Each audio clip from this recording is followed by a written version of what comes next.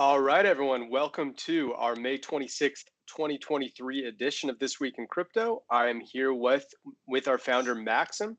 Max, how are you today? Good morning, good afternoon, everyone. Good. Glad to participate again after a few weeks break. God knows if I will be able next week. We have a few things to discuss today. Absolutely. Well, it's good to have you back for this one. And it's an interesting time, as you guys may have seen with the thumbnail we had and the title. There's a lot going on with the US and its decision making right now with the debt ceiling. And the debt ceiling has been kind of a looming issue for the US since January when it was essentially hit. And it caused a lot of pessimism when it comes to the ability for the US and even the world economy to thrive. As you guys likely know, if you've been on many of our previous calls or just reading the news, a lot rests on the US economy right now in terms of how crypto can thrive or dive. Whether we like it or not, there's still quite a correlation there. And with that, it looks like there is likely to be an imminent agreement on a resolution for the debt ceiling, which means a much more optimistic look at both the equities markets and the crypto markets as a result. So yes, we are looking at what appears to be a red, week that we've just had for crypto once again. Maybe not a severe one by any means. Bitcoin only dropped 2%.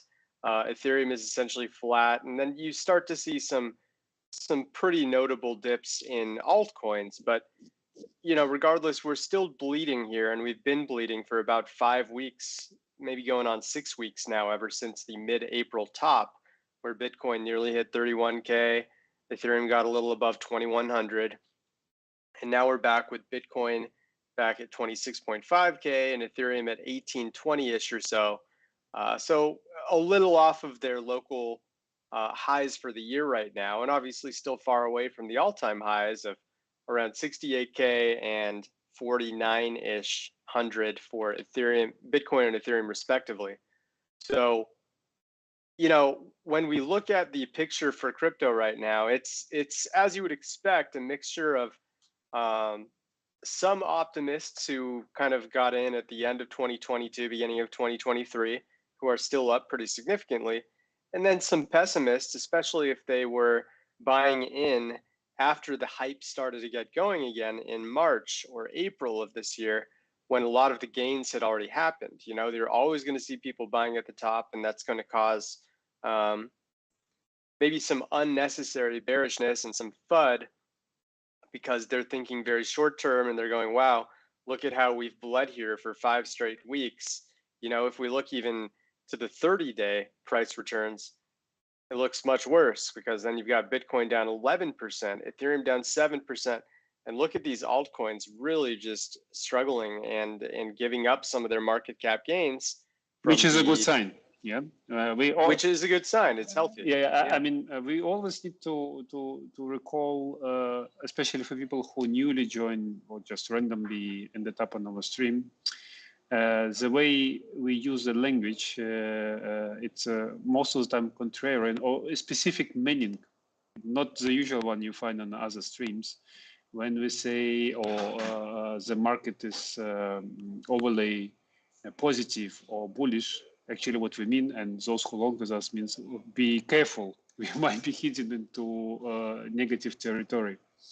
And I know that me and Brian, because we're doing a long time, we don't explain it every time, but need to repeat. And this specific knowledge, when only majors, Bitcoin, Ethereum, alive or pushing the market up, actually is a good sign. This is how often beginning of a bull move starts, or like healthy end of correction forms around. When you see exactly on this map which Brian is sharing, this is what you want to see most of the time, not other way around. When Bitcoin and Ethereum are underperforming and all the shitcoins, meme coins, altcoins are pushing up, this is the final stages. It's one of the basic rules for those who long enough, but maybe still unknown or not so nicely visualized how we try to do it. It's fundamental knowledge has to be incorporated in all your trading decisions. Yeah? And we do use a lot of words without explaining them. Please don't take when we say everyone is bullish, it doesn't mean that we mean it's good. Most of the time, if we would say this, that everyone is bullish, it would mean stay away. Or everyone is red and bearish, it means actually good. Yeah, so sentiment as a behavior analytic, we take stance or position against the crowd, against the majority, against the consensus. Yeah? Just Right. need to explain important part. And it's different from sentiment, and most of us is especially streamers and YouTubers. Yeah, that's well said, Max. It's you know, most of the profitability in crypto comes from being a bit of a contrarian, and that may be taken out of context sometimes because you don't want to just, you know, if the markets are going up, you root for the prices to go down and vice versa. It's really the extremes that you pay attention to. You know, right now you've got plenty of bulls and plenty of bears. Maxim and I were talking about this right before the call. We agreed that it's kind of a push and pull right now, which is what you see the majority of the time. But for that, you know, 10% of the time when it seems that the crowd is unanimously bearish, or the other 10% of the time when you see that the crowd is unanimously bullish, those are the times when the pros make their money. And it's because you typically see irrational behavior at those polar ends where, you know, like in 2022, by the end of the year, right, December or even November when the FTX collapse happened, roughly 6 months ago now, almost everyone was saying, yeah, this is really bad for crypto. You know, we might be bleeding down to 10K Bitcoin, maybe even below. And we get back to those 2017 price levels again. And the people who were kind of savvy and paying attention to how much sentiment had flipped compared to 2021, they were buying the dip and willing to take the pain of prices dropping lower.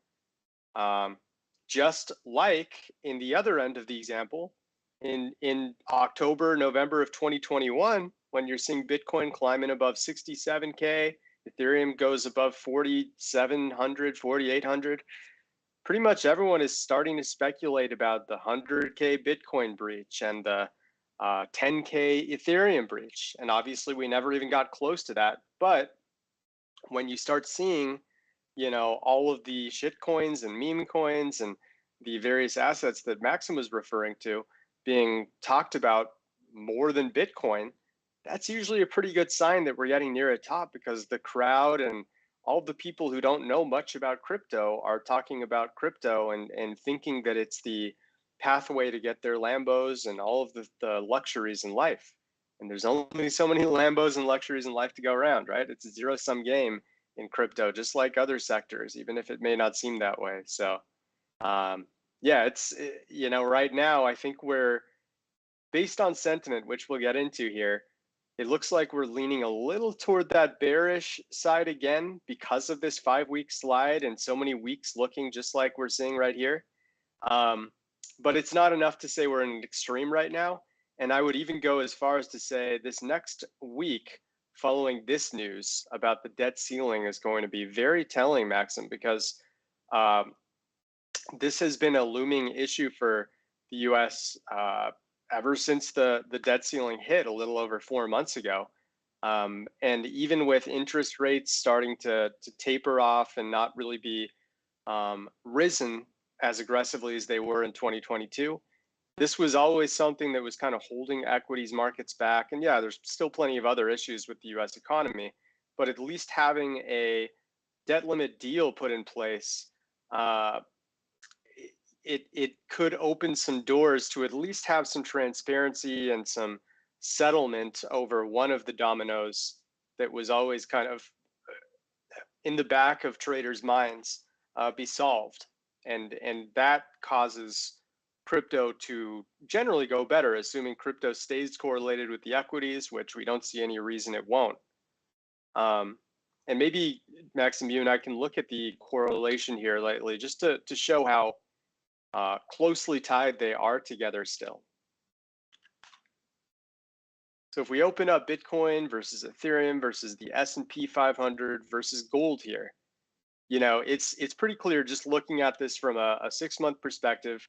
Yeah, they're all staying pretty tied together right now. If you were only in the S&P or only in crypto or only gold for the last 6 months, yeah, you'd vary a bit in terms of your overall returns, but they've all kind of stayed relatively in the same direction because of the fact that the economy, not just in the US, but in the world, has been in such a state of uncertainty. When the world economy is in a very settled state, that's where you see crypto doing its own thing, gold doing its own thing. But we've been in a more panicked time for a while now, at least since 2022, maybe even going back to 2020, I would argue, that we've seen in a while. So, what do we see right here? We see, crypto hitting its top here in mid-April. Gold hit its top around the same time. Arguably, it got one other top right here. And then the S&P kind of had a different high over the past 6 months, one being in the very beginning of February. And then just recently here, it's gotten back to a pretty good spot before falling a bit here just this week. And now it's rising again here today based on the news about the debt ceiling. So let's zoom in here to let's go since 2 months ago, right about there. So yeah, we are seeing some separation, right? Because the stock market, equities, have actually been in a pretty good place. They're not really falling the same way that Bitcoin and Ethereum have roughly about 3 weeks ago when they started to give up on their gains from the earlier part of the year. Now this makes sense, right? Because Bitcoin and Ethereum, they were rising much more rapidly than the S&P. All of these axes, remember, they're relative to each other. So, this kind of swing in the S&P isn't nearly as high as this kind of swing in Bitcoin and Ethereum, because obviously crypto is much more volatile and they move somewhere to 4 to 6 times, maybe even 4 to 8 times larger with every single upswing or downswing. Now that said, Bitcoin is essentially at least its 2-month low here. It's still relatively much higher than it was at the beginning of the year when lots of FUD was going on, as we mentioned. Gold here has really taken a hit, which is interesting because it was really thriving here in Q1 of 2023, while the S&P has actually been holding up the best. So the question now is, with this positive news, which is still just a rumor, it isn't confirmed yet that the debt ceiling resolution is finalized, but with the positive news, assuming it goes through, one would have to imagine that the S&P benefits positively and its price is more likely to go up. That would drag Bitcoin and Ethereum up with it because of the correlation that's still quite evident. And we may end up seeing some makeup time now where Bitcoin and Ethereum on this chart can start to head up to this blue line over the next couple of weeks. Now, certainly no guarantee, especially with the news being unconfirmed that a resolution has happened yet. But I like the chances here, and I still think this graph looks pretty good if we are expecting prices to move up over the next couple weeks. Being in crypto, Maxim, would be a pretty decent place to be. What do you think? Just a second, I was checking some other charts like yield curves and stocks in parallel. Yeah, what are you seeing on the yield curve? I'm very interested. I actually did not see. Well, yesterday there was a chance we would see something interesting, but it normalized. No, for this part you asked, short term, as we still see kind of more like bearish than bullish, I allow growth, and we will see a few metrics on chain which support this view. But we have a kind of unbroken so far. so unbroken so far confidence, especially in Ethereum, that it's and both Bitcoin as well, that it's the safe haven. Yeah, the safe haven. People are piling. There is a long queue, like 40 days. I think the recent data to stake your Ethereum in Lido, and there is zero queue to withdraw. And this is not the sign of the bottom. Typically, it doesn't mean it's the top. But it's a sign of confidence on-chain confidence, which we rather look suspiciously into it. But it doesn't mean market should reverse right now. It's just ultimate bottom if we see it. And this is a sharing I want everyone who's on stream to take with you. In the case we go down, the ultimate bottom, or like a very strong one where you can even have leverage. If even I normally don't recommend leverage, but some people, maybe it's according to your risk profile, the leveraging long on Ethereum would come when we see rapidly increasing queue to withdraw Ethereum, and ideally, especially if we see deteriorating price of staked Ethereum on Lido. If it goes under parity, this is a very strong sign. You will feel scared. I will feel scared. There will be bad news around it, but that will be ultimate bottom when you go do leverage long. At the moment, we prefer longs, but it's not the time to be leverage longs because market conditions based on on-chain metrics. So just there is enough metrics saying cool, we can grow, and there is enough metrics saying not so cool. Eventually, midterm we should go down. Yeah? So the bearish scenario is not removed from the table. It just mostly too many people expect it to happen now, and usually it doesn't happen. So many people expect. So don't play leverage long. If you have long, keep it and prepare to turn leverage long once events, which I just said, eventually, I think we'll see it. Just we don't know how much time it will take. 1 week, 1 month, I don't know really. And don't stress yourself. Timing is the most actually, it's not possible to do good timing, really good timing. It's really, you will kill your nerves and you will kill your portfolio if you try to time. But you follow up with the metrics, which we mentioned here. You just check it. I check it every day, 1-2 times a day. I check. Is there anything out of normality? Yeah, and what Brian shared in the beginning, Bitcoin, Ethereum growing, the rest is falling. Cool. That's actually normal for the growing market, but was not normal like a week before. So it gives you some confidence to keep your longs, so you can do it. And yeah, this is how usually we live in this very rapidly changing, but still based on quite cool metrics. I think it's quite cool, yeah, what we can observe.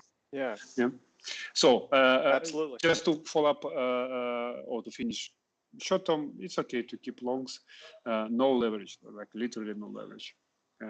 Keep your powder till we see this deteriorating event. There is no deterioration in the market; it just behaves growing because there are bearish expectations. You just reached Bitcoin 25, 22K. It's like very widely spread expectation. It will not happen. The moment they change it, it will happen, but not just right now. Yeah. Okay. Yep. Summary. Yeah. Well said. I especially the part you mentioned about Bitcoin, Ethereum staying afloat right now, and a lot of altcoins bleeding. This is very typical of market conditions where we're getting a lot of FUD, and generally more money or percentage of dominance going into Bitcoin and Ethereum and less going into altcoins. It's a sign of fear, right? Because when people are mostly confident in the markets, they want to be in the most volatile assets because those volatile assets go up more than Bitcoin and Ethereum when there is a bullish scenario and narrative in the markets. The coins that made the most in August through November of 2021, when crypto was seeing new all-time highs getting cracked, that was not Bitcoin and Ethereum. That was like Dogecoin and Cardano and assets that are lower in the market cap chain than the top two. And on the other end of the spectrum, when prices are falling, you do not want to be in Dogecoin and Cardano and some of these other altcoins. You want to be in the ones that are a little more stable and tend to have higher percentage gains historically over time through all of the big fluctuations. So yeah, that's just something that, even if you've already figured it out, it's nice to be refreshed on that and be given a little perspective on what to expect and why there's an upside to being in some of the top assets, which many of the BTC and ETH maxis out there will tell you. Now, with that said, let's get into some numbers here. Let's look at some metrics and see what's been going on. Obviously, starting with Bitcoin, it might tell us a bit of a story as to, what kind of bullish and bearish divergences are opening up right now based on the current, declining of market caps all around crypto. So we can see here, ever since this was kind of a signal for the top, in my opinion. It was a time when a lot of whales and sharks were taking some profit after seeing prices go well above 30K. Yes, this was a good alpha indicator because the true local top didn't happen for about 2 to 3 more days. So you would have had time to react to this spike, start taking some money out, and then watch prices decline. Now that that's happened, you see transaction volume pretty much back to its 6-month low here. Really not much going on, which is not a big deal. It's not going to be an indication that prices are going to go down just because transaction volume is down. But when we look at other utility, such as daily active addresses, this, in my opinion, is a much bigger concern. We were seeing plenty of rising going on up until this same point, right around April 10th, 11th, had that big local top, highest of the year price on the 14th. And it's been declining ever since, but it supported this decline by less active addresses. Now, we are seeing a slight turnaround. We're still not near where we were back here in February, March, and early April, but this is actually the best address activity spike today that we have seen since May 2nd. So we're talking about a 3.5-week high in the amount of unique addresses interacting on the BTC network. I am more concerned about circulation though. It's staying low. It's been low for a long time relative to Bitcoin's current market cap. And if we open up our NVT model here, we can see quite clearly that the amount of unique tokens moving on the BTC network relative to the current market cap is staying really low. High here, the bars being higher and higher, that is bad in this case. We want the ratio to be low because that's an indication that there is almost a surplus of circulation going on compared to the market cap. And that's where bottoms happen and where prices generally go off in the right direction. Now, yes, we've had some rising going on despite 10 straight months now of red bars here on this model. But you can see how volatile it's been and indecisive prices have been, just like we saw back here in 2021. Before October and November, we finally got a little healthy and we saw the true all-time highs for Bitcoin and Ethereum and plenty of other assets. But for now, circulation is maybe my biggest concern because there just is not enough movement, and movement and utility of any asset is one of, if not the biggest key to a price's long-term sustainability. Moving down, one of the best indicators as to whether you are buying low or buying high or anything in between, it's MVRV, right? Because you're directly comparing the average trading returns of other people to where you are in the markets. And right now, based on the short/midterm indicator, we're actually a little bit undervalued at the moment because of the fact that traders are down about 4.2% in terms of those active over the past 30 days. This isn't a severe drop in trading returns by any means. We've seen Average trading returns down like below -20%, and those are usually some of the most prime spots to buy. If I zoom out here, yeah, 1 year is just fine because you can see much bigger extremes like here on November 8th. This was right when FTX's collapse was happening. Yeah, average trading returns for the 30-day was down at -18%. Here it was at -22%, June 18th. And these were, of course, ideal times to buy because you're basically getting in as traders are at their max pain. Even this one right here, a little -10% dip all of a sudden, which happened quite rapidly. This was a good sign that you could probably get in and be at a relatively risk-free level when you buy. And then the yellow line is very important too. So this is the longer term active traders over the last 365 days. You can see all along here, you know, May 2022 all the way up until December 2022.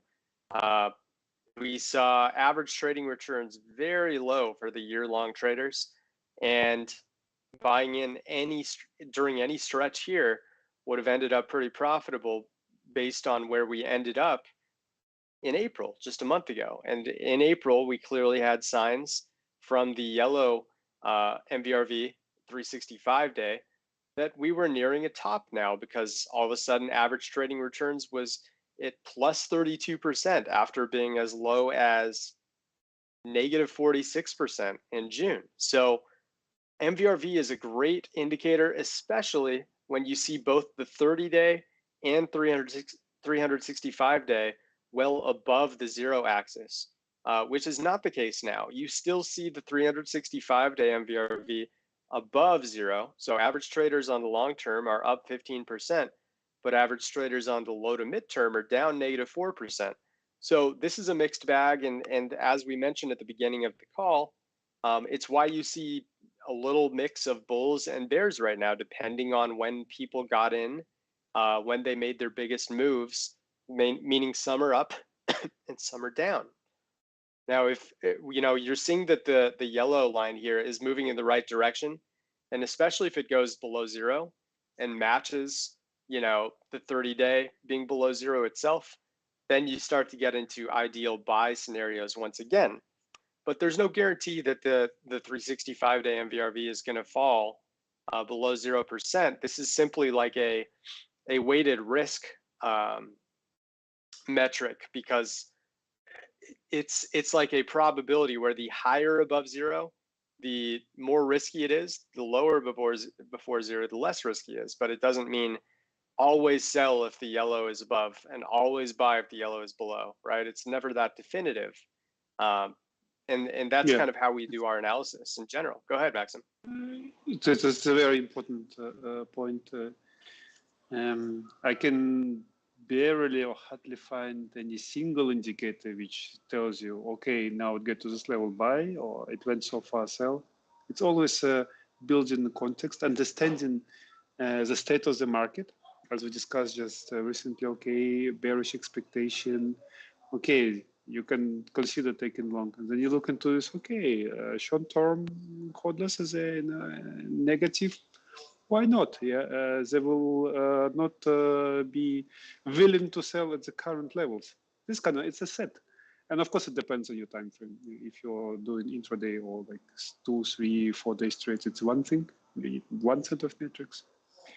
And here we cover actually big range. Sometimes like talking really long time, $1 invested age, or when there's big Bitcoin holders buying. Yeah, it's a signal or set of metrics or context when you say, okay, wow, there seem to be not only set of bearish expectation, but big money coming into the market on a level of bearish expectations. This is a mostly very strong buy signal, but you need to be ready for possible volatility. Yeah? As these big hodlers, they sometimes buy a bit early, so it might still fall, but you get the point. Never take just one single indicator. Rather try to keep training or understand, ask questions, or share your ideas, how you build the context and for yourself, state of the market. And then the decisions come naturally, because your mind reflects on your risk preferences, your portfolio size, everything. Then decision comes, but you need to feed your mind with a proper data visualization, and it comes through your eyes, and then it sets down, and the decision comes. But not a very, almost never one indicator. I rarely see it. Maybe 5% of time, but most of the time it's a set. Mm-hmm. Yeah, exactly.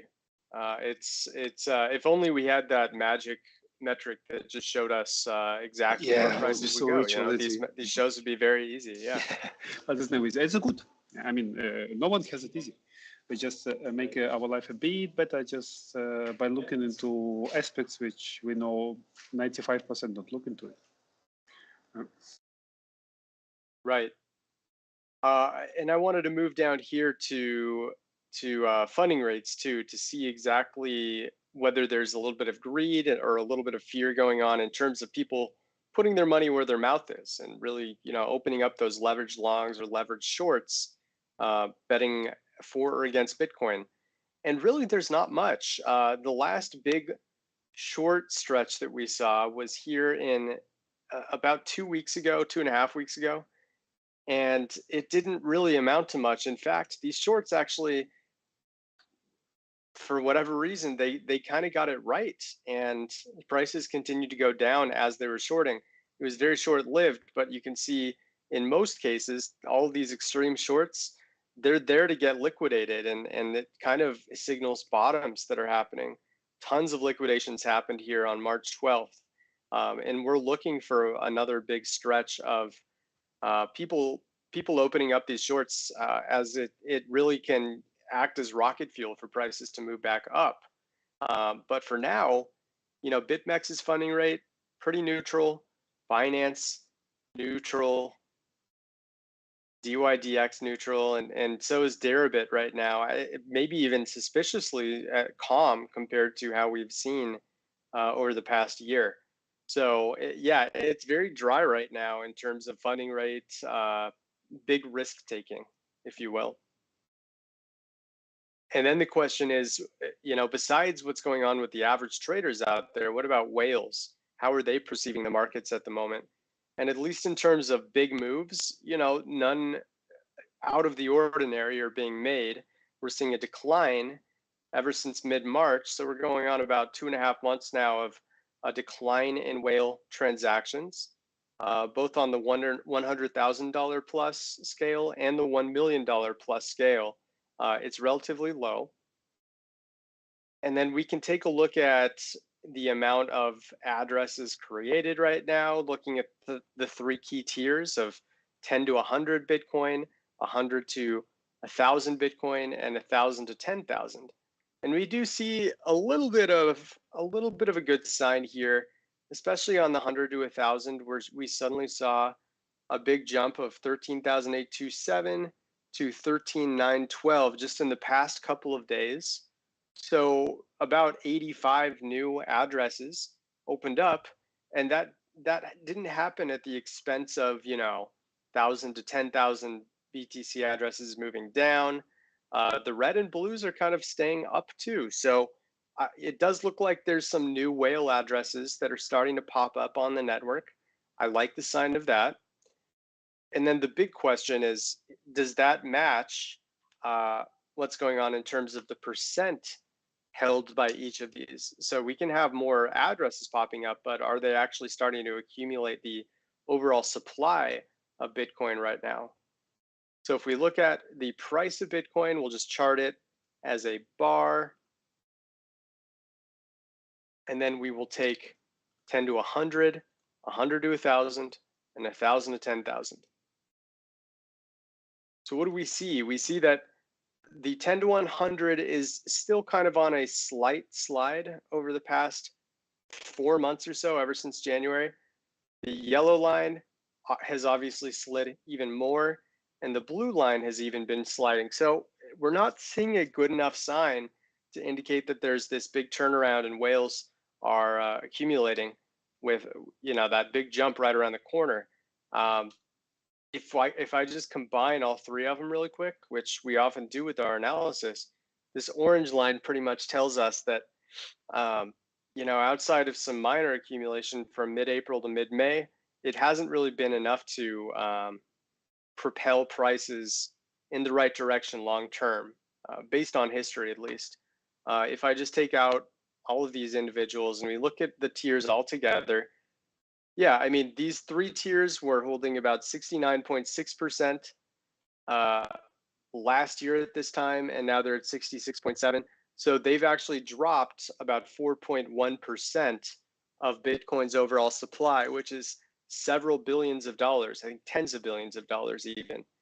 So not the best sign there. And until we see, a sustained uptick, it's pretty hard to get too excited that the next bull rally is right around the corner, Maxim. What do you think about this? Yeah. If you want to play safe, this is typically what you would look into. Even we had some kind of good sign in when was it? End of November 22. There was some increase, but also was they just used, looks like they used retail as ASIC liquidity. Well, yeah. What can you do with it? My theory is that the rich just got richer through this FTX collapse, and a lot of sharks and whales ended up adding some of the loose change that was going around after this big drop here around FTX's collapse. It eventually just kind of bounced back up a little bit, but regardless, it wasn't anything extreme when especially if we go back like 3 years. But yes, look how big that drop is. Exactly. Current decreases is already marginal if you compare it. If you look what happened before, right? What happened during the whole 22, that was really quite intense. Quite intense. Yeah. Now it's a little bit maybe latecomers. Maybe they will regret if we indeed was built a button. I'm not convinced it was a final button, by the way. But nevertheless, it's you see that sell pressure or exit to most likely real fiat and all this bonds, treasuries, it's really exit became much slower. Not the last because they're now concerned. Okay, is it really so good an economy? And maybe it's a time for Bitcoin to turn around. We're building the bottom. I'm just not 100% sure. Long term, we're there yet. Right. Yeah. So the whales aren't looking the best at the moment. We're not seeing any sort of serious turnaround in terms of dormant activity. If we go zoom back in here, a little bit of flattening on this line, but not enough to show that there's some old tokens starting to move around. We can still be happy that the supply in exchanges is quite low right now.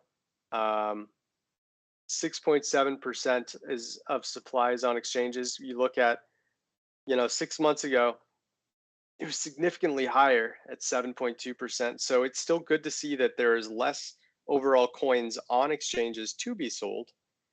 And then another point I wanted to make is that social dominance is still quite high for Bitcoin. If we look at it from this perspective, this is adjusted so that the 20% line works as 0%. So anything below 20, you're looking at slightly concerning amounts of Bitcoin social dominance. Anything above, it's more more of a bullish signal, in my opinion, based on history over the past 5 years. If you're seeing more than a fifth of discussions of the top 100 market caps being directed toward Bitcoin, that's a sign of healthy organic perception and a sign of fear overall by the crypto community, because when they are focused mostly on Bitcoin instead of the latest meme coin out there, it means that there's more of a realistic perspective on the market's ability to grow organically rather than just chasing pump and dumps all the time. So it's good to see that we are back in a healthy state for Bitcoin discussion. We briefly dropped down, interestingly, about 10 days ago, but this week it jumped right back into healthy, the healthy zone, and we want it to stay here. This would be a good sign that, you know, in most cases, there are not big drops in price as long as Bitcoin's discussion rate is this high.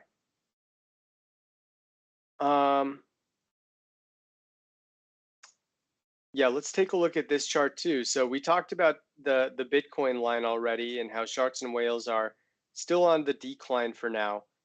But we talked about this yesterday on another internal call, Maxim and I, and we noticed that Tether is starting to show a bit of a toppy sign in terms of shark and whale holdings.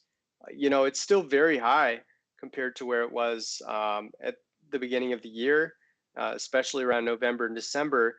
Tether was about 29% was held by sharks and whales. Now we're up here at about 39%. So yeah, we've moved a lot in the right direction, and this shows that there's a lot more buying power for the sharks and whales than there was, significantly more. But it is sliding just slightly. So, you know, in terms of a sign that would indicate that sharks and whales are loading up even more for another push, it's not there for at least the top stable coin. But on a better perspective, you know, we can see that USD coin, after its big drop during all that FUD in March, and there was, you know, news of it potentially getting imploded, that's no more, and it's been accumulated back up pretty rapidly, sitting just below where Tether is really at 37% right now. So that's nice to see. Binance USD, not nearly held as much by sharks and whales, but it's at least moving back in the right direction, sitting at 6.3% after getting as low as 4.9 back in February. DAI as well, look at how much it's bounced. It's basically back up to its 6-month high. If we go back a little bit, just see how long it's been. Yeah, I mean, it's right at that level where it's being held at the highest rate it has been in years at 39%. So that's great to see. True USD, on the other hand, now we're getting into the smaller assets. That's very low. USDP is very low. And then we wanted to look at liquidity too, because it's one of the newer indications in terms of how much sharks and whales buying power is at any given time. So if I just do merge 100K to 10 million. Yeah, and this one's actually moving up in the right direction. Just take off all the others really quick. Maxim, would you like to explain really quick why you believe the liquidity significance is so important to keep an eye on? Mainly, it's a struggle which MakerDAO is doing, and some people moving from Maker DAI to Liquidity DAI, as they represent a kind of classic version of Maker how it used to be. Right. So the behavior of this hodlers of liquid BTC represent to some degree smart money. It's a mix of smart money and risky money. Still, I bet not many people know about. So it's quite cool to look into the parts, and you see that it does move together with market moves for whatever reason. Correlation or causation, it's open question, but its volatility, it's much higher than other stable coins. Where there are too many players, too many groups, you need to really split them between, I don't know, what is used in liquidity pools, what is used by market makers, and then maybe you can identify the group, I mean, like in USDT or USDC, and then it will be more moving chart than what we showed just before. But in liquid, it's nice moves here and there. The holders are active. And it's either not so many of them. Yeah. Yeah. So it's interesting to observe it. Yeah, and it looks like the 100K to 10 million tier here, they have really upped their holdings here to about half of the supply now. So it does look like it's moving in the right direction. Yep. All right, so besides that, why don't we move to a topic we were discussing before this call, Maxim, the multi-collateral DAI repaid. We've seen another big spike, and this appears to be a positive one because it's a sign of. I will let you explain it because I don't want Yes. to butcher the Yeah. wording. Until recently, we used this metric which showing how much of debt is repaid and wrapped Ethereum taken from protocol and DAI repaid as a sign of generally strong sign of fear, kind of. You see on the left side of the chart, cluster of repayment. This is why would someone repay the debt? Because he thinks, okay, now it's a time, Ethereum will crash more, my below position will get liquidated. Why don't I save some money now? And pay the debt, sell Ethereum, buy it cheaper later on. And you see the chart, this cheap didn't happen. So that's usually if you see such a strong cluster of repayments, well, cool sign. Now this last event, which is on the right side, was a bit different one. Now this case was DAI payback, Ethereum withdrawn or wrapped Ethereum and put into the Lido was taken. And that gives you a different message. And that's why I also mean you need to understand the context or look more detailed into the data. So someone took out DAI, so he couldn't find a good use case for it, or maybe didn't want to lend it anymore. Took Ethereum and say, okay, 4%, or actually in Lido, it's I think around 6 or 7% is not only good enough for me, but I'm pretty sure Ethereum price will stay over long period of time only higher. And in this case, it's a bearish indicator. That's why midterm was still combined with the fact that people only want to stake and no one wants to withdraw. So midterm, it doesn't look good, despite this short-term action, which we covered in the beginning of our conversation, the stream. It looks good, but midterm, such level of confidence, it rarely ends up well. Let's put. Yeah, but it's a very important chat. Just maybe ask in our Discord. We can share the chat layouts. Just look into it, and then understand the details. As a matter of fact, we look into the details. We can share it if you notice something. But it is important. Creation of debt and destruction of debt on decentralized protocols. It's one of our top 5 metrics we like to look into. Gotcha. Yeah, as I understand it, I mean, staking, plenty of smart traders out there do staking and they're successful with it, but the implication of staking is that it creates stagnancy in the markets, and those coins are basically sitting now and they're no longer circulating. And we need that healthy circulation in order to justify price rises. So this seems to, as Maxim has pointed out, seems to reflect a high indication of increased staking, which means that we now are likely to see many more coins parked in one spot without moving. All right. And by the way, Brian, can you show once again this screen when there were replies to your tweet? It's actually quite cool.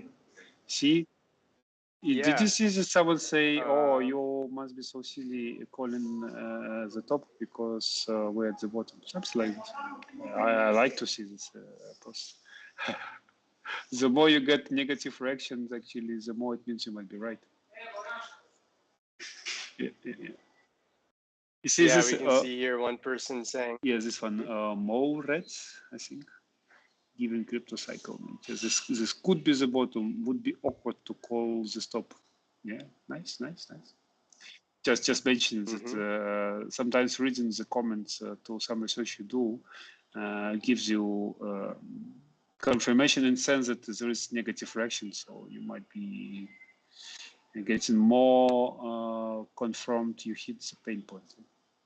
If even it's never the goal, but it reveals good research is rarely appreciated at the time when you posted it. It will be appreciated later on if they find out you were right. But in very good research, market analysis, the moment you post, most of people don't like it. Yeah, and if they like it, it means the post of research is done in accordance to crowd feelings or to fit the crowd feelings, which is almost never good market prediction. Yeah, that's true. Okay, so with some of our remaining time, let's look at a few other things here.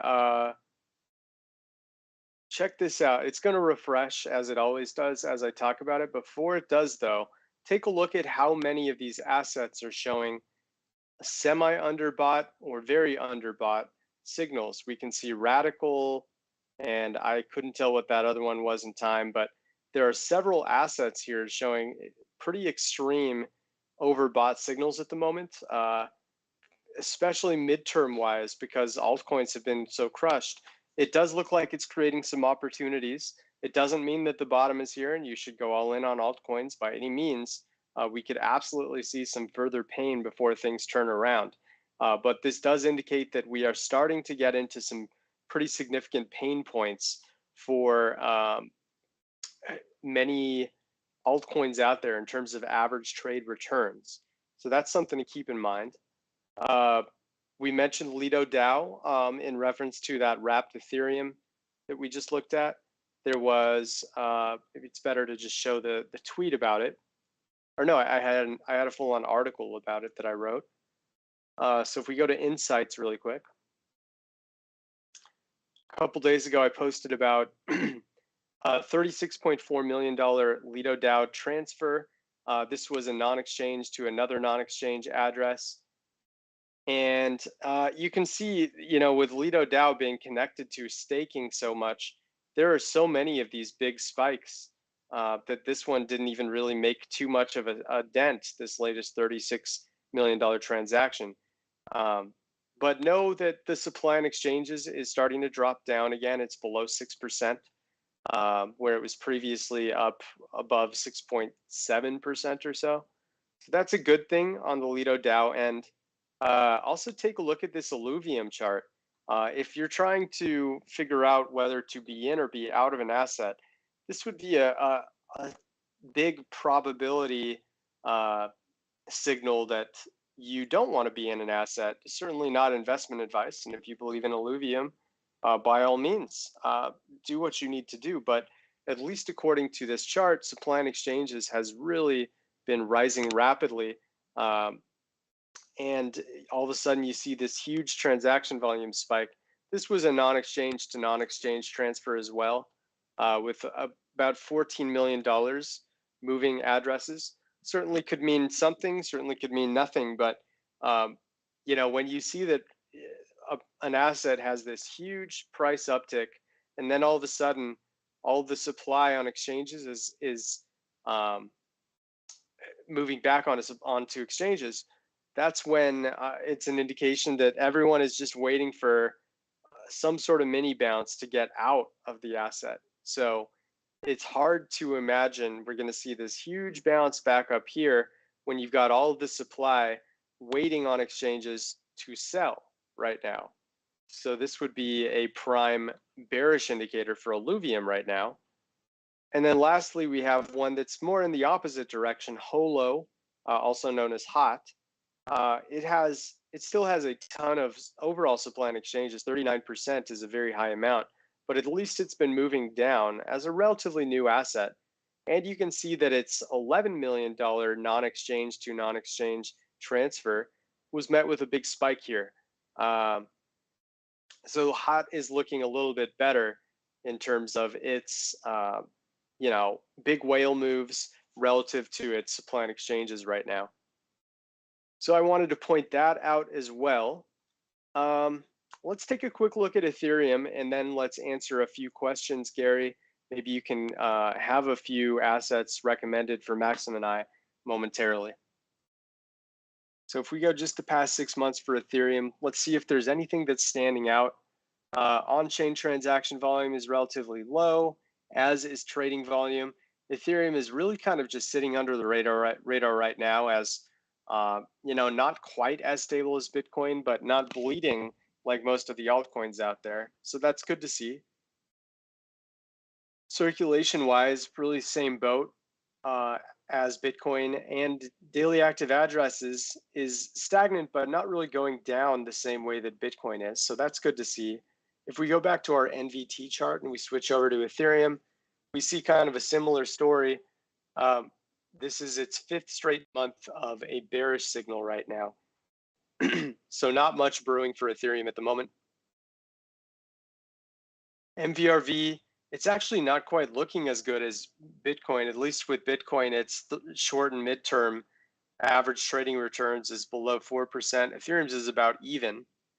So it doesn't quite have as much opportunity zone value as Bitcoin at the moment. And then the 365-day MVRV is at about plus 17%, about the same as Bitcoin. Funding rate, you can see how it's cooled off all of these longs that were going on here, especially right here. You can see all the longs opening up right at the top. These ended up getting liquidated pretty hard when we saw this sudden plummet. And outside of a few, shots at going long, it does look like traders are back at neutral now. Whale transactions, very low. Not a lot of movement going on the 100K or 1 million end for whales. If we take a look, it's hard with Ethereum to really hone in on key whale addresses because there's so much DeFi, movement and staking and things of that nature. But if we just take a look at, the 1,000 to 10,000, 10,000 to 100,000, 100,000 to million, and even the 1 million to 10 million, they're all kind of moving down at the moment, which is not ideal. Like I said, you have to take it with a bit more of a grain of salt compared to Bitcoin because this can be very deceptive. And a lot of, sharks and whales break their overall holdings into many small addresses for DeFi and staking purposes. I still don't love to see that things are sliding down the way they have been, though. Dormant movement, nothing really happening. Network realized profit loss, it's kind of just stagnant, sitting around even at the moment. And then one good sign to finish it off with is the fact that supply and exchanges is really moving down quickly for Ethereum. So at the very least, the risk of another big sell-off for Ethereum is extremely low. So low, you now see the supply and exchanges going below 10% just in the last couple of days for really the first time since Ethereum was introduced to the public, the genesis of Ethereum. It's below 10% pretty much since the opening week in July 2015. So I think that's a pretty solid sign, in my opinion. Anything you want to add, Maxim, on the Ethereum front? Transaction fees. Transaction fees, good point. So if we just look at the average fees, we'll just put it on this top chart here for a moment. Yes. There it is. So let's take off these others. Yeah. And we'll just zoom into the last year. Yeah. So yeah, it does look like it's moving back down here. About it's $3. You see, it's the first time in the last weeks when we've seen increased price and some spikes of transaction fees, but generally they're getting lower. What would it mean? It means the desire to speculate with new meme coins is dead, at least on Ethereum mainnet. The story is done. Whoever could made money, whoever wanted to lost money. And with this story ended, big part of FOMO and greed is out. It's not at the very bottom where I would confidently say, well, this is one of the strong bottom indicators, but it's good enough combined with what we discussed in the very beginning, good enough to feel relatively comfortable or keeping a position. Transaction V-lows is good. It's good. It means the network is not occupied with shitty activity, which is always a sign of too much greed and heat. Right. So that greed has cooled off a bit, and we're back at $3 per transaction. Not quite back to where we want to be, but once it gets to that $1 to $2 level, that's more of an indication of fear, the kind of FUD that would really line up with an argument for a price bottom forming. All right, with that said, Gary, do you see any requests for a little bit of analysis?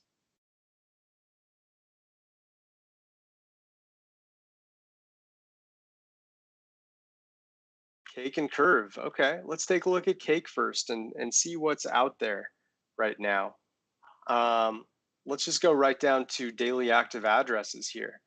And it's been kind of an up and down roller coaster for cake. If we take off, let's see, there's a few too much noise here. Let's just take a look at let's look at just the 30-day moving averages. That's a little easier. So the 30-day moving average, it does look like daily active addresses are picking up.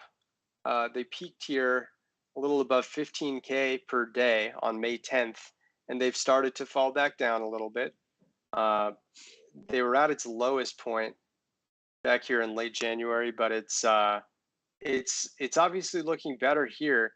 Now I think there's some anomaly going on with circulation because it's just showing 0, and obviously the circulation for cake isn't 0, so perhaps we had a protocol switch on cake, and I'd ignore it. Maybe right around beginning of April is when we may have lost some data on there, so I'll ignore that for now. But at least in terms of utility on the daily active address side, it looks like it's moving in the right direction, even though price is really struggling. I can see why people are keeping an eye on cake, because it's, just since February 8th here, price has gone down 67%. It's lost 2/3 of its market cap. Seen something that low. The question is whether there's a fundamental reason for it, or if it's just a very swift downswing due to a bunch of FUD. Yeah, so the 30 days down at -126, 365 days at -62.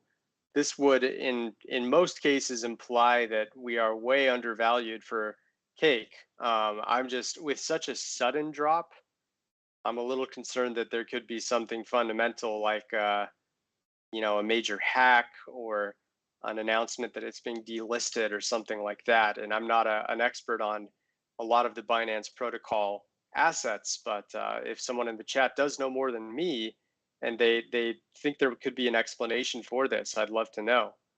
Maxim, do you know anything related to why cake has dropped so much more? I just asked our AI bot, waiting for answer. Yeah. Let's see how fast it comes back.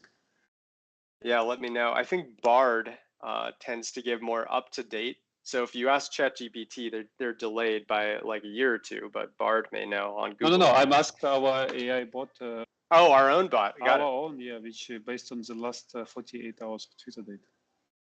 Yeah, quick shout out to our AI bot on Discord, which can be used to ask a lot of these questions that we don't always have time for to answer on our live videos. In a closed beta still, yeah. It's used in our closed community, but those in stream expected to be announced at some point soon. Yeah.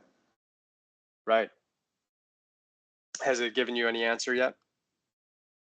Yes, it did. So this decline could be attributed to factors like token unlocks, bearish market sentiment, and decreased user activity of Binance chain. This is what it says.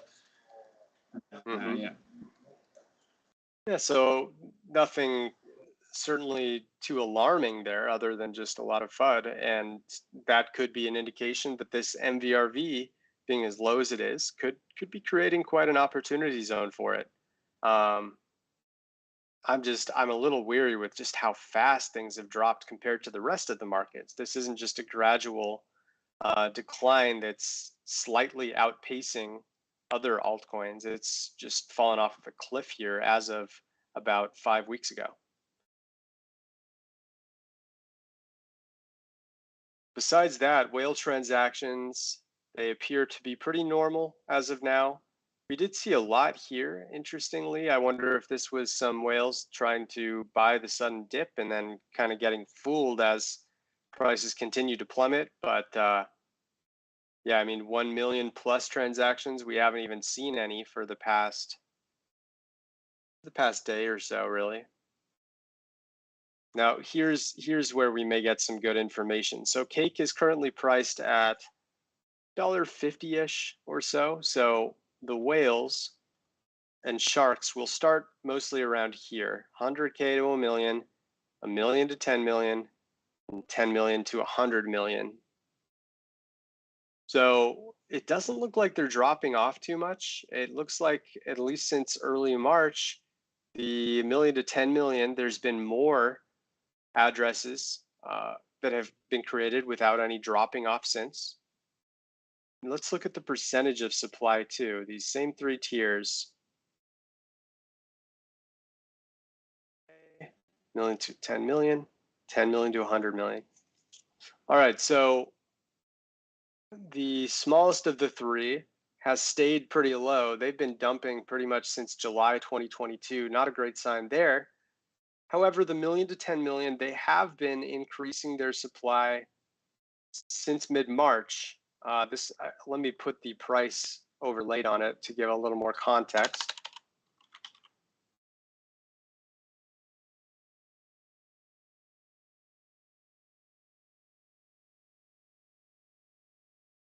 All right. Yeah, so it hit its price top here in early February. We saw a big increase. I would imagine the 10 million to 100 million, this blue line, this is mostly exchanges, because you're getting into $15 million up to $150 million here. And those are usually, especially with smaller assets, those are usually exchange addresses. So I don't even want to include this just for the sake of fair analysis. What I will say is the million to 10 million line has been improving since March, but it's kind of being counterbalanced by the drop in the lower tier. What is the percent? How big percentage do they hold? Not much by either. So the 100K to a million holds 5.7%. The 1 million to 10 million holds 6.9%. So these are far from majority holders here. And because of that, they have a limitation in how much they can really impact price.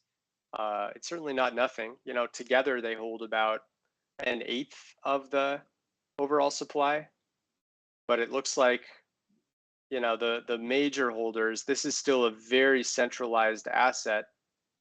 And the 100 million to a billion, yeah, that's the highest tier. So this orange line here, which has to be mostly exchanges, this is where the majority of the assets sit for cake.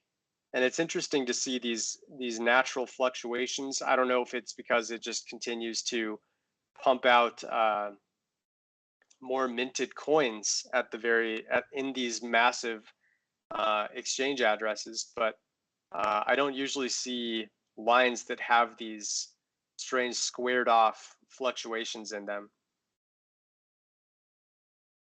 But yeah, I would say that there isn't really any good sign that cake is being accumulated by whales at this low level, which is unfortunate because it would look like a really good dip buy opportunity if there was some accumulation. We can also look into signs of capitulation. That would be massive exchange deposits if we have it for Binance Chain, or at least let's check. Very strong spike in H consumed and increasing transaction volumes, on-chain transaction volumes. So we don't have, let's see, yeah, nothing on deposits. What was that? What was that last metric you said? Sorry, Maxim. Transaction volumes and age consumed. Age consumed, thank you. Yeah, so we do have age consumed. I'll just put it, I'll put it at the top here. Yeah, I think there's something weird here. I think that we just lost some metrics here at the end of March, unfortunately. I wish we had something, but yeah. Yeah. Okay, then it's likely, take transaction volume, if we have the same. Just checking. Yeah, we only have it on BNB. So transaction volume. Yeah, if it's also empty, then need to check our data pipeline. No transaction. Yeah, we do have transaction volume. Okay, then it's okay. Still, it's a back, but specific one. Okay, transaction volumes. So we've been a strong increase. If we remove this one small spike on the last stop, or one before stop. Yeah. Generally, it's been increasing since decreasing. Yes, it could be a sign. As a matter of fact, the strongest volume comes in the middle of liquidation or panic, and then it will decrease. This is what we've seen now. Not a zero chance. We might be around the bottom, possible. But still, need to understand what's going on there. Maybe some other competitor on Binance took over, and then the whole transaction moved somewhere else. Otherwise, from behavior point of view, specifically this indicator is good. Fortunately, we don't have age consumed. And then, but then you only need to wait for some big accumulations, those holding 100,000 above, even 50,000 above, not coins, but USD equivalent. And then you have your setup if you're considering to go long. Yeah. I mean, I don't usually see an MVRV that looks like this. So this to me is the thing to keep an eye on the most. I mean, with such a sudden drop off, I worry that, you know, people at Binance know something that we don't, because this is a Binance chain asset. So it's possible. Not a zero chance. Yeah. And I keep. But anyways, I think in the background, I kept asking our AI bot any bad news about cake or pancake swap, blah, blah, blah. It doesn't know anything. So wait for bad news. This will come at the bottom. Yeah. There will be some bad news, and then if you have nerf of steel, you can buy. Buying on bad news, and after asset has been declining for a long time, that's quite often not a bad idea.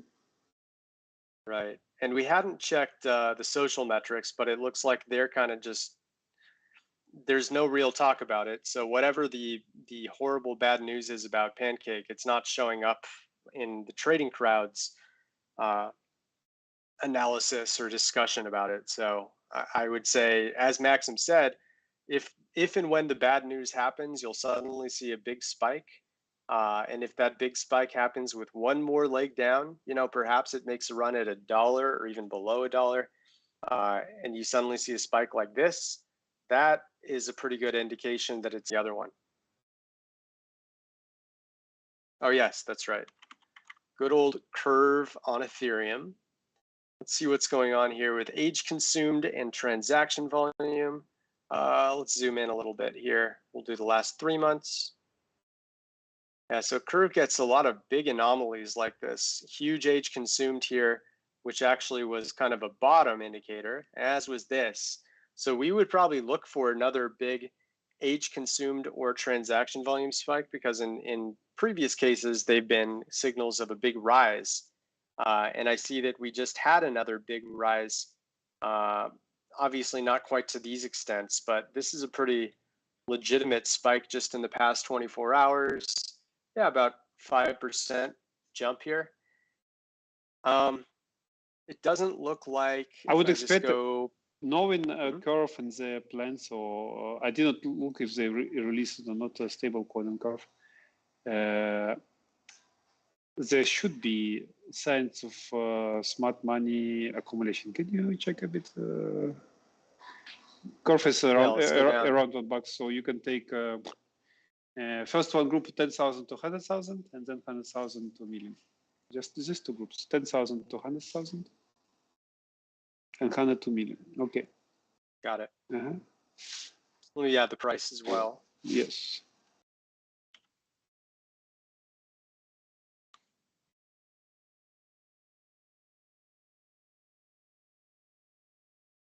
All right, so yeah, it looks like especially the 10,000 to 100,000, the yellow line is moving up rapidly.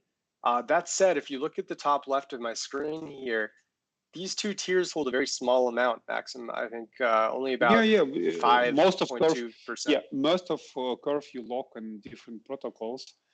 That's true. That's true. But this accumulation doesn't need to be big. It's just people buying and without locking in expectation, maybe to make some profits. I think the biggest growth. Actually, we can check also. Yeah, this is super big. I don't know how much exactly curves there. A million above. You will see. There will be like constant growth. Maybe take 1 million above. I don't know. This is a million to 10 million, the blue line. Oh, okay. And how much of a percentage does it cover? Still, they hold about 7.8%. Okay, then 10 million above. Yeah, we'll probably see a lot here. Yeah, now this 10 million to 100 million holds about 20%. And then the rest of it, yeah, is in this one, 100 million to a billion. They hold 2/3 of the supply. Mm-hmm. But it's rather stable or a little bit increasing. Yeah. Right. Mm-hmm. So no concerns there. No. It's they have different many different ways how this is accumulated on. Didn't look long time, but convex, and there are several, at least I think 3 protocols utilizing curve in different ways. And but these two groups, 10 to 100,000, this is what I would normally do. I would come to this group. You just buy and without being engaged into much lock-in mechanics, as it makes you relatively good yield. But if you expect market to grow on this announcement of stablecoin or in generally utilization of products, so you did your due diligence to say, okay, in the next 3 months, I can make 20-30%. These two groups, 10 to 100,000 and 100,000 above, you would see changes in their balances. And it looks like especially 10 to 100,000. This yellow line. And they keep increasing. They decreased a little bit, and actually, as you see, they decreased in the last month. They were before the last drop. They seem to be smart ones. Yeah, I think this is Curve is an interesting project to me. I certainly see why people are excited about it, and it's held up pretty well through this altcoin flush over the last couple months. Can we see overall, actually amount of total amount of wallets? I think we have this metrics now, yeah. Yeah. So just the number of wallets. Yeah, I think as a separate metric. Well, we can just combine all of them. Maybe that's easy to do. I think we literally have metric which shows amount of hodlers, and it's not balances, but well, this is the number of addresses. Interesting. So this should be the same thing, would it not? Maybe. I just don't know how exactly calculated what I was talking about. But anyway, I need to double check with the data team. What's the official metric that you're looking for? Honestly, I saw it once. They were showing during some conversation. I forgot. I just now recalling. Anyway. Oh, here we go. Total amount of holders. Maybe this one. Yeah, try. Yeah, it's identical. So this is the same metric. Okay, it's the same as matching all of the wallets. So it looks like there was this big drop off here. Yeah. I'm curious how that compared to price, if there was some trend there. A little bit, yeah. I mean, we saw a local top right here.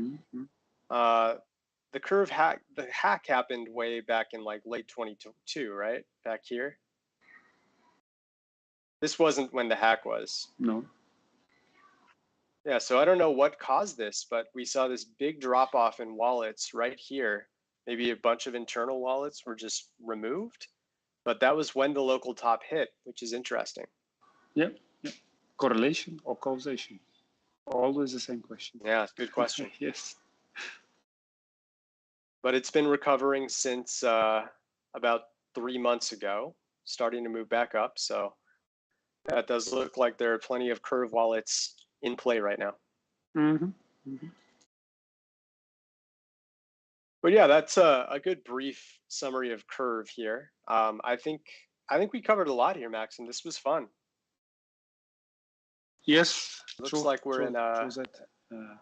We should slowly close it so that you keep in stream for 1 hour 20 minutes. I agree. Yeah, I'm going to wrap it up here. But I want to thank everyone for joining us for our slightly extended call today. We had a lot to cover, and I hope this was helpful to all of you as we get into the summer here very soon. And you know, in the meantime, let's just watch and see what happens with this debt ceiling news. I think it's very important to watch, and we could see something break here in just the next few hours. And remember, Monday is a holiday here in the US, so there's no equities trading Monday, meaning there could be some slightly wilder swings to end the week today, where markets close in about 5 hours or so.